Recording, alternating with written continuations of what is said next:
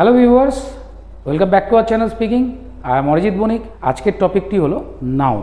দেখো, first noun বলতে হচ্ছে নাউন। সবার প্রথমে নাউনকে যদি আমরা বুঝতে চাই, নাউন দু রকমের হয়। একটা কাউন্টেবল নাউন, মানে যেটা গোনা যায়। একটা আনকাউন্টেবল নাউন, মানে যেটা গোনা যায় না। যেগুলো গোনা যায়, যেরকম ধরুন আমি 20টি চেয়ার, 10টি টেবিল, 20টি মানুষ, এগুলো এক একটাকে গুনতে পারি, তাহলে এগুলো হচ্ছে কাউন্টেবল নাউন। আবার কিছু নাউন রয়েছে যেগুলোকে গোনা যায় না, যেরকম ধরো না বললাম ওয়াটার গুনতে পারবা না। যেরকম ধরো বললাম পেট্রোল গুনতে পারবা না। তো এরকমও কিছু নাউন থাকে যেগুলোকে কাউন্ট করা যায় না, গোনা যায় না। যেরকম এয়ার কাউন্ট করা যায় না, গোনা যায় না। তো এগুলো যেগুলো গোনা যায় না সেগুলোকে বলা হয় আনকাউন্টেবল নাউন। আশা করি বিষয়টা বুঝতে পেরেছো।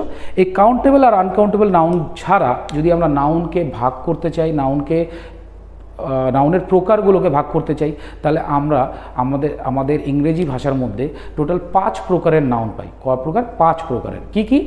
ফার্স্ট নাউন হচ্ছে প্রপার নাউন।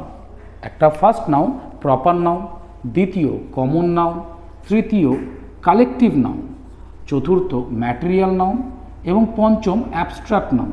এই 5 ধরনের নাউন আমরা পাই ইংরেজি ভাষার মধ্যে। এই 5 ধরনের নাউন বিশেষ বিশেষ পরিচয় রয়েছে।